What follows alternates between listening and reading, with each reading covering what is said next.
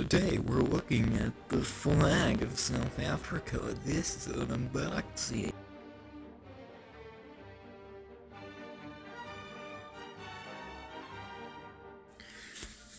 Did you know South Africa left the British Commonwealth in 1961 and rejoined the British Commonwealth in 1994 when the apartheid government ended? Also, the South African flag originally included the Dutch Free State, the Orange Free State, and the state of Transvaal and Volkstad flag.